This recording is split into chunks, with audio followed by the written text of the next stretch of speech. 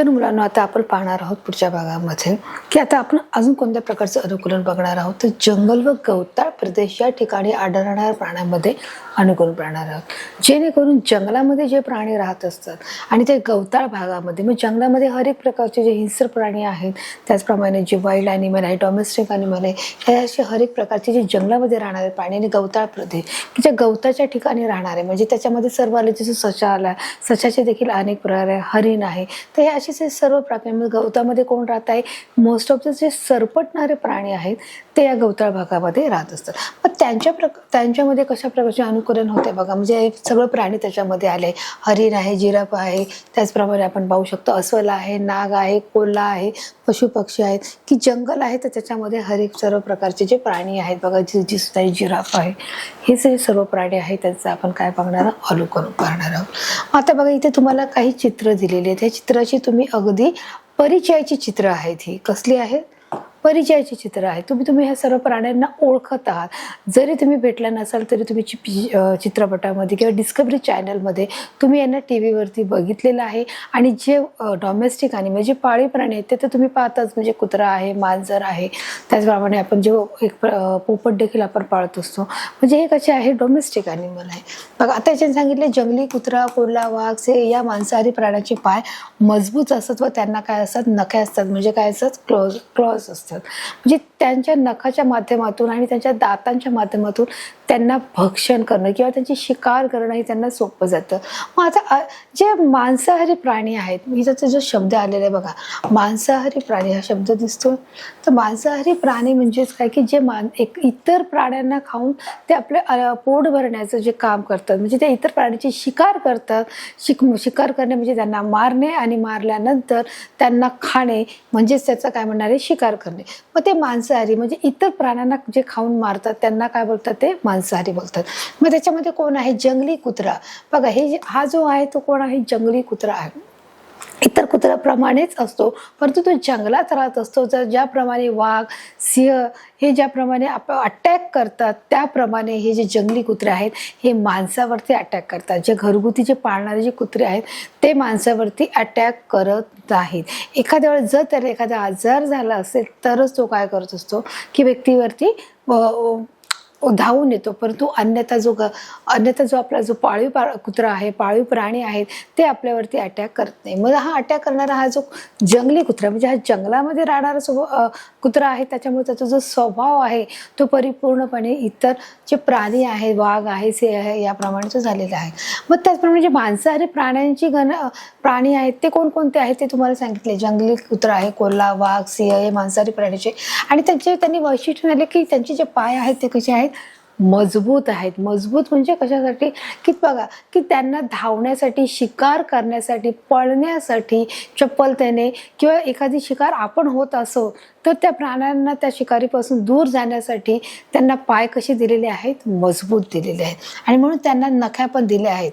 बघा अशा प्रकारचे नखे दिसत आहेत तुम्हाला, की हे जे नखे आहेत हे बघा इथे दिसतंय तुम्हाला. हा जो पोर्शन आहे, हा जो पोर्शन आहे तो कशाचा आहे, नख्याचा आहे. बघा त्यांना काय दिले आहेत, नखे दिले.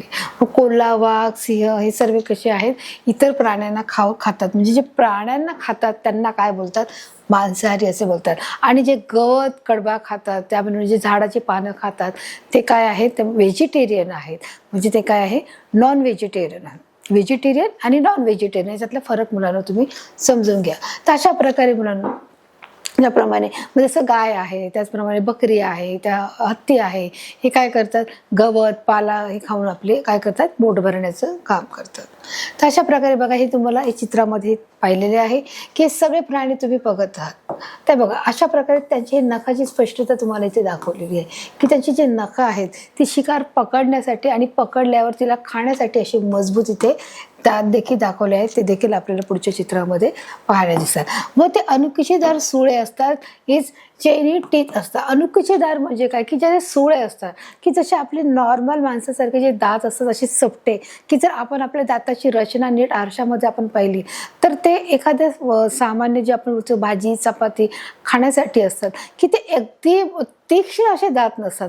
परंतु यांचे ते दात आहेत अनुकुचीदार, म्हणजे की जर ते आपल्या पायाला किंवा शरीराला जेव्हा आपल्याला ते पकडलं जातं तेव्हा लगेच ते काय केले जातात, आपल्या शरीरात ते खवले जातात.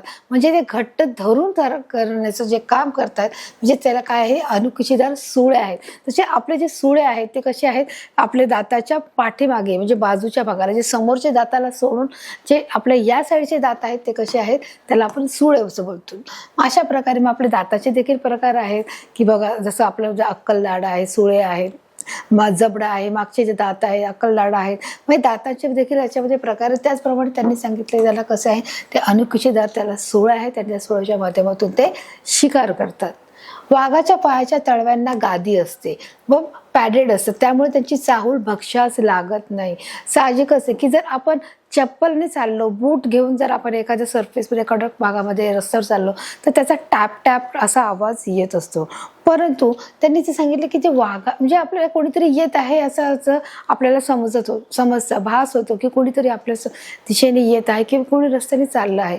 परंतु जेव्हा प्राणी शिकार करत असताना तेव्हा ते दबल्या पावण्याने येत असतात, म्हणजे कुणालाही त्याचा सुगाव लागत नाही. आणि म्हणून त्यांनी सांगितलंय वाघाच्या पायाच्या तळव्यांना काय आहे, गादी असते, की त्याचे जे पंजा आहे त्या पंजाच्या या ठिकाणी काय आहे मुलांनो, की हा जो संपूर्ण जो भाग आहे तिथे असा गादीसारखा फुगीर भाग आहे.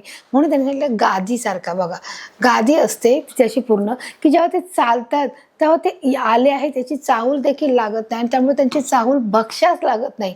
म्हणजे जे भक्ष्य आहे, मग तो कोणताही भक्ष्य असू शकतो, त्या भक्ष्याला त्याची चाहूल लागत नाही. तो कुत्रा असेल, मांजर असेल, गाय असेल, कोणी असेल, तर ते चालताना तो आवाज होत नाही. कशामुळे? त्या गादीमुळे त्यांचा आवाज पावलांचा होत नाही. मांसाहारी म्हणजे कार्निव्हरस प्राण्यांच्या डोळ्याचे स्थान बघा, म्हणजे जे मांसाहारी प्राणी आहेत त्यांचे जे डोळ्याचे जे स्थान आहे बघा, आता त्यांनी जे डोळे, त्यांची जी ठेवण आहे ती कुठे आहे हे सांगितलेले आहे. प्राण्यांच्या डोळ्याचे स्थान डोक्याच्या निमुळत्या बाजूस समोर असते. म्हणजे डोक्याच्या निमुळत्या बाजूस, की जसं हे डोकं आहे या डोक्याच्या निमुळत्या म्हणजे खालच्या बाजूस असते. त्यामुळे दूर अंतरावरील भक्ष्य म्हणजे प्रिय नजरेस पडते. जिथे कितीही लांब जरी भक्ष्य असलं तरी ते किती लांब आहे हे आपल्या त्यांच्या डोळ्यांनी आपल्याला ते सहज ते पाहू शकतात, कारण त्यांची जी ठेवण आहे ती कुठेही डोक्याच्या निमुळत्या बाजूस असल्यामुळे त्यांना भक्ष्य दिसत असतं. शाकाहारी प्राण्यांच्या डोळ्याचे स्थान कपाळाच्या खाली व बाजूस असते. इथे दोन गोष्टींमध्ये मुलांना फरक केलेला आहे, की ज्यांनी सांगितले की जो शाकाहारी आहे आणि मांसाहारी आहे. जो मांसाहारी आहे त्याच्या डोळ्याच्या जे स्थान आहे ते डोक्याच्या निमुळत्या भागाच असते. तर शाकाहारी म्हणजे हर्बिव्होरस प्राण्यांचे डोळ्याचे स्थान हे कपाळाच्या खाली, म्हणजे जिथे त्यांचं जे कपाळ आहे त्या इथे जे कपाळ त्या कपाळाच्या खाली व बाजूस असते. जो कपाळाच्या खाली आणि थोडं बाजूला सरकलेले असते. म्हणजे इथे त्यांनी दोन प्राण्यांमधले फरक दाखवलेले आहे, शाकाहारी कसा आहे आणि मांसाहारी प्राण्यांचे जे डोळे आहेत ते कुठे आहेत. त्यामुळे त्यांना खूप मोठा परिसर दिसतो, आणि त्यामुळे काय होत आहे शाकाहारी प्राण्यांचे, की त्यांना डोक्याच्या थोड्या बाजूला काय आहे तिथे डोळे असल्यामुळे त्यांना खूप मोठा हा परिसर दिसतो व शत्रूपासून बचाव करता येते, म्हणजे प्रोटेक्ट करता येते. काय करता येते? प्रोटेक्ट करता येते, संरक्षण करता येते. त्यांचा बचाव करण्यासाठी देखील त्यांना काय केलं आहे, त्या तिची डोळ्याची हर एक प्रकारची तिची रचना केलेली आहे. म्हणजेच अर्थात काय, की हर एक जो प्राणी आहे त्या प्रत्येकाच्या शरीराची जी ठेवण आहे ती वेगवेगळ्या प्रकारची इथे केलेली आहे, की जेणेकरून त्यांना ज्याप्रमाणे सोयीस्कर असण्यासाठी ती देवाने तशी त्यांची रचना केलेली असते. तर अशा प्रकारे बघा ते दिसत आहे. शाकाहारी प्राण्यांचे पाय हे निमुळते असतात, बारीक व खूर, म्हणजे त्याला बोलतो हुवस असणारे असतात. की जे शाकाहारी जे प्राणी आहेत त्यांचे जे पाय असतात ते कसे असतात, निमुळते असतात. निमुळते म्हणजे काय, असे बारीक आणि खाली असे बारीक टोकदार असतात, जे खाली असतात आणि बारीक व खूर असतात. निमुळते म्हणजे वरून मोठे आणि खाली असे छोटे होत जातात, त्याला काय असतात, निमुळते. आणि ते बारीक पाय असतात व त्याला खूर असते. खूर म्हणजे काय, की जे 3 भागामध्ये त्याच्या पायाची विभागणी केलेली असते, त्याला काय बोलले जातात, खूर. की जेणेकरून त्यांना चालण्यासाठी सोपे पडावे, पळण्यासाठी, धावण्यासाठी सोपे पडावे, म्हणून त्याच्या पायाची रचना देखील कशी आहे, ही निमुळत्या आकाराची इथे केलेली आहे. त्यामुळे त्यांना वेगाने उड्या मारत धावता येते व अशा प्राण्यांचे हलणारे लांब कान दूरवरच्या आवाजाचा वेध घेतात बघा. व अशा प्रकारे त्यांना धावण्यासाठी, उड्या मारण्यासाठी फार काय होते, त्याची मदत होत असते. व अशा प्राण्यांचे हलणारे लांब कान म्हणजे अशा जे प्राणी जे पळतात त्याचे जे कान हे हलत असतात, त्यामुळे दूरवरच्या आवाजाचा वेध घेतात म्हणजे ते कानोसा घेतात, म्हणजे कोणीतरी आलंय का हे ते लक्ष ठेवून असतात की त्यांना तो आवाज ऐकायला पाहिजे. त्याचे हलणारे कान, हलणाऱ्या कानामुळे त्यांना जो कितीही दूरवरचा जर आवाज येत असेल किंवा कोणत्या दूरावरती कोणता प्राणी आहे का नाही याची त्यांना चाहूल लागते आणि म्हणून त्याचा देखील त्यांना उपयोग होत आहे. त्याचे जे निमुळते पाय आहेत त्याचा वेगाने उड्या मारता धावता येते आणि प्राण्यांची हलणारी लांब काने दूरवरच्या आवाजाचा शोध घेते किंवा त्यांना तो आवाज पटकन ऐकायला येत असतो आणि अशामुळे त्याची जी प्राण्याची जी रचना आहे ती आपण पाहत आहोत. हरिण, काळवीट. आता इथे हरिण आहे आणि काळवीट आहे, या दोघातला फरक काय आहे की त्यांचा जो चेहरा आहे तो बघा तुम्ही इथे पाहू शकता की दोघांचे जे चेहरे आहेत ते दिसायला सारखेच आहेत. बघा हा जो फेस आहे आणि हा जो पेस आहे, मग त्यांची फक्त इथे शिंग सोडली तर इथे हरणाला काय आहे, दोन काय आहे टोकदार असे छान कवळे कान आहेत, पण याला काय आहे, शिंग आहे. म्हणून याला जे फक्त काय म्हटलं जातं, हरिण बोललं जातं आणि याला काळवीट बोललं जातं. हरिण आणि काळवीट यांचा रंग परिसराशी मिळता जुळता असतो. परिसराशी मिळता जुळता म्हणजे की ज्या त्या भागामध्ये राहत असतात त्या ठिकाणी जे हिरवळ आहे, गवत आहे, जे पिवळं गवत आहे, हिरवं गवत आहे, सुकलेलं गवत आहे, सोनेरी गवत आहे, मग त्याच्याशी परिसराशी मिळता जुळता हा काय आहे, कलर आहे. की झाडं आहेत, मग झाडाच्या साली कशा आहेत, त्याच्या ह्या ग्रे कलरच्या आहेत, मग त्याप्रमाणे त्याचा हा कलर असतो. वनस्पतीची खोडे चावून खाण्यासाठी दात मजबूत म्हणजे स्ट्रॉंग असतात, की त्यांचे दात इतके मजबूत आहेत की जे वनस्पतीचे जे खोड आहे ते चावून खात असतात. म्हणजे हे कसे आहे बघा शाकाहारी आहे. वनस्पतीचं खोड म्हणजे किती जाड असतं तुम्ही विचार करा, किती ते टणक असतं, कडक असतं आणि ते चावून खाण्यासाठी त्याच्या दाताची जी रचना आहे ती किती मजबूत आहे. त्यांचे दात हे कसे आहेत, स्ट्रॉंग आहे. आपण साधारण माणूस खाऊ शकतो का, आता अजिबात नाही.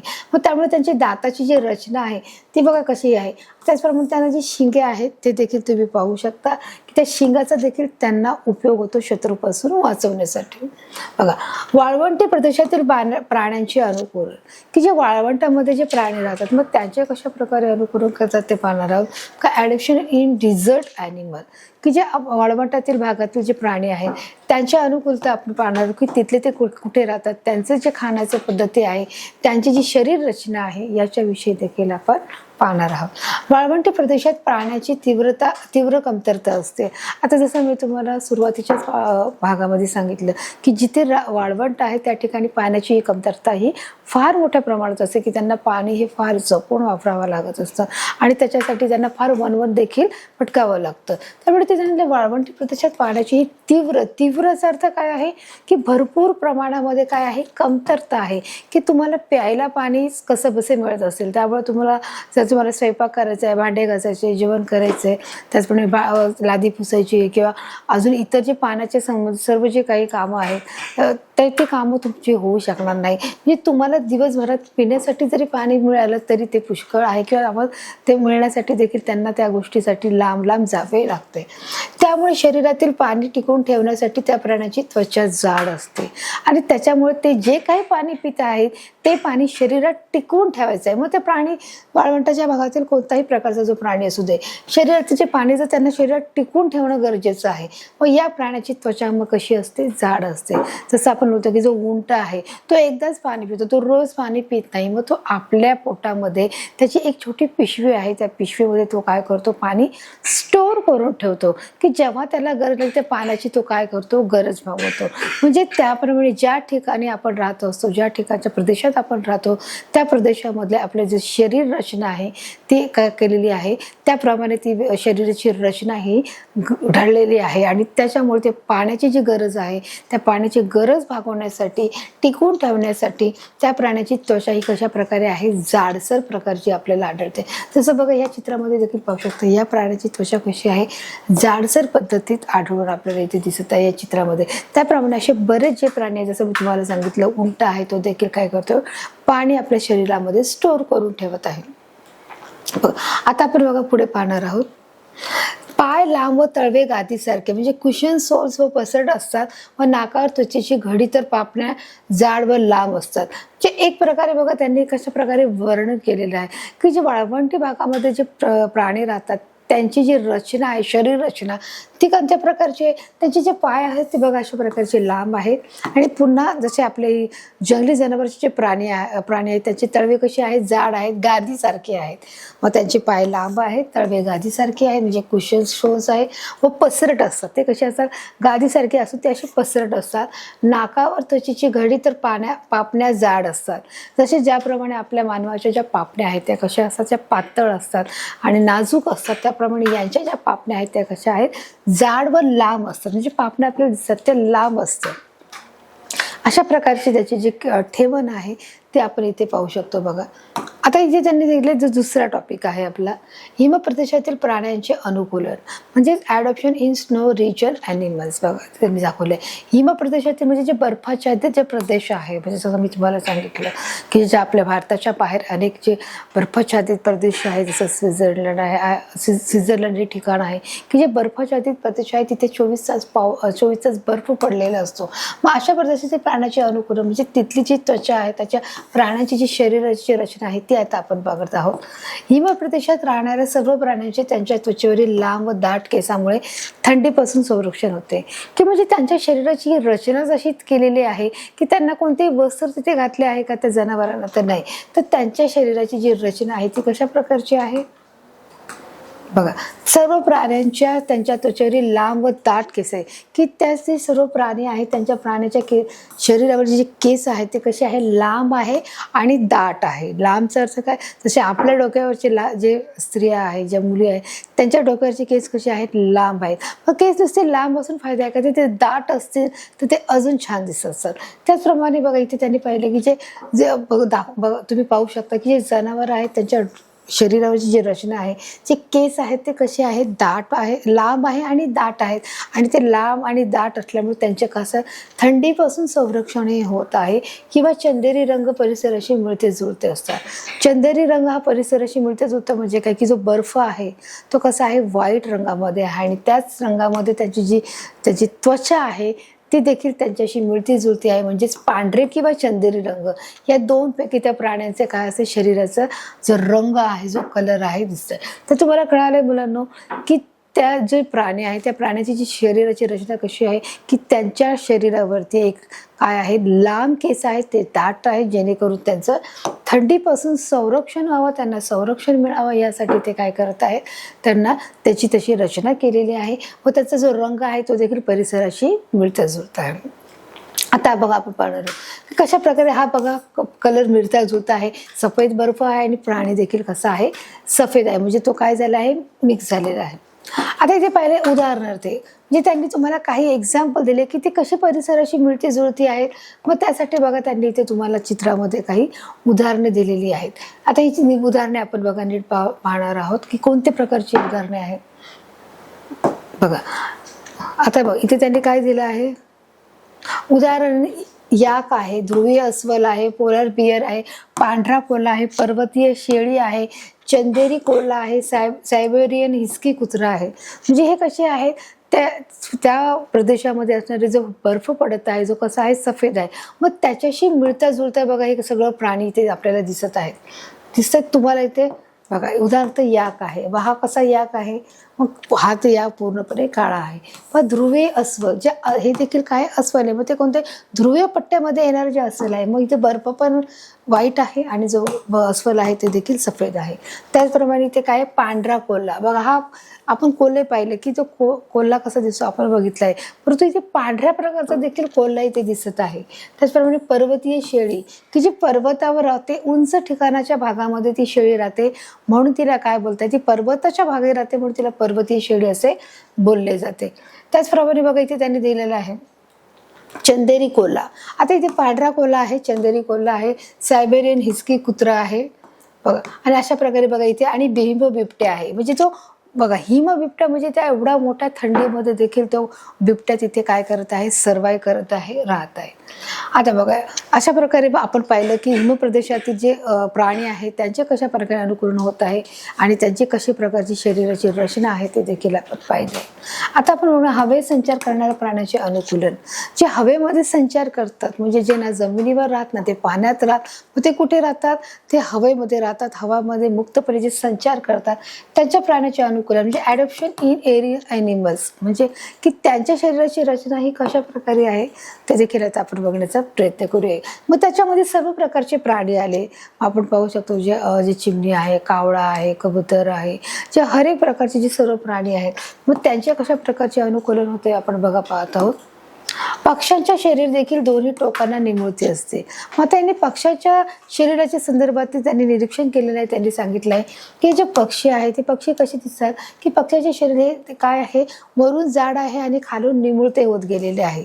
का निमुळते होत गेले? कारण याचा माहिती आहे की कारण त्यांना उडता येण्यासाठी त्यांचं शरीराचं वजन हे हलकं असेल तरच ते उडू शकतात. म्हणजे त्याच्या शरीराची जी हाडं आहेत ती कशी आहेत, पोकळ आहेत. जर भरलेली असेल तर आपण ते उडू शकतो का? आता मनुष्य उडू शकतो का नाही? का तर आपले जे हाडं आहेत ते काय आहेत, भरलेले आहेत. म्हणून बघा आपण जसं मागच्या भागामध्ये पाहिलं की पक्ष्यांच्या हाडा कसे आहेत, पोकळ आहेत. आणि तिथे बघा पक्ष्यांच्या शरीर देखील दोन्ही टोकांना असे निमुळते आहे. म्हणजे इकडचं किंवा इकडचं दोन्ही जर टोक घेतलं तर ते कसे आहेत, निमुळते आहेत. म्हणजे स्पायडर शेप असल्यामुळे त्यांना उडताना हवेचा विरोध होत नाही.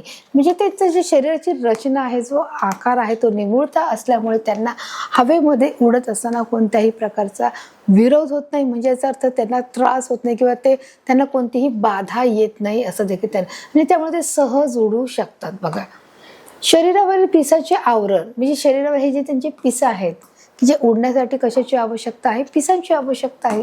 आणि म्हणून त्यांनी सांगितलं की शरीरावर जे पिसं आहेत ते पिसांचे जे आवरण, बघा हे अशा प्रकारची इथे पिसं दिसत आहेत. पुढच्या पायाच्या पंखात झालेले रूपांतर, म्हणजे त्यांचे पुढचे पाय आहे. बघा पुढच्या पाया झालेले रूपांतर म्हणजे चेंज होणे. पोकळ हाडे, की त्यांच्या शरीरामध्ये जी हाडे आहेत ती कशी आहेत, पोकळ आहेत. जसं मी आत्ताच तुम्हाला सांगितलं की पक्ष्यांच्या शरीरातली जी हाडे आहेत ती भरीव नसतात, ती कशी आहेत, पोकळ असल्यामुळे, ज्यामुळे शरीर हलके व उडण्यासाठी अनुकूलित झाले आहेत. की ज्याच्यामुळे जर त्यांना जर उडायचं ठरलं तर काय आहे, ते शरीर कसं झालं आहे, हलकं झालं आहे व उडण्यासाठी अनुकूलित म्हणजे योग्य असं झालेलं आहे. की ज्या गोष्टी उडण्यासाठी आवश्यक आहेत त्या झालेले आहेत, म्हणजे त्याला काय म्हणे, अनुकूलित झालेले आहे. आणि त्याच्यामुळे ते काय करू शकतात, हवेमध्ये सहज उडू शकतात. अशा प्रकारे पक्ष्याचं अनुकरण पाहत आहोत.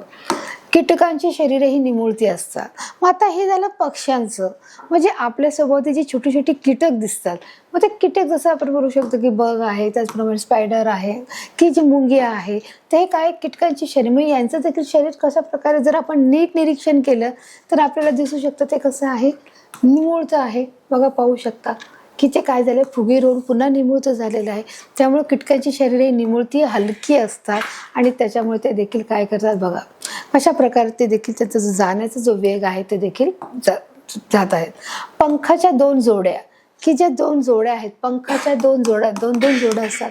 बरोबर मुंगी आहे त्यांना 6 पाय आहेत, म्हणजे ते जोडीने असतात की नाही, ते जोड्या व काडीसारखे 6 पाय, की त्यांना काय आहे, काडीसारखे पाय. म्हणजे काडी म्हणजे कोणती काडी आपण बोलू शकतो, जी माचीची काडी, ती देखील खूप जाड आहे.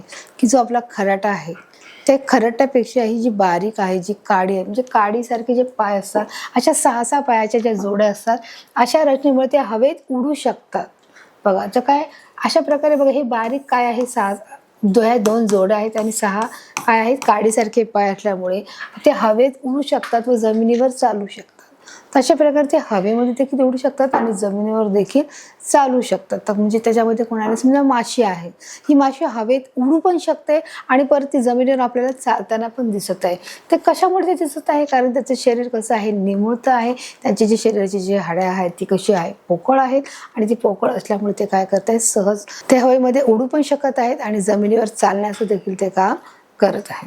वटवाघूळ पुढच्या पायांच्या बोटामध्ये त्वचेचे पडदे असतात. जे वटवाघूळ जी आहे जी रात्रीच्या वेळेस बघा ती सारखी बाहेर पडत असते, की ती काय करते बघा, तिचा जो बघा अशा प्रकारे ही वटवाघूळ असते की दिसायला किती भयानक दिसत असते, की जी लहान मुलं बघून तिला काय करू शकतात, घाबरू शकतात.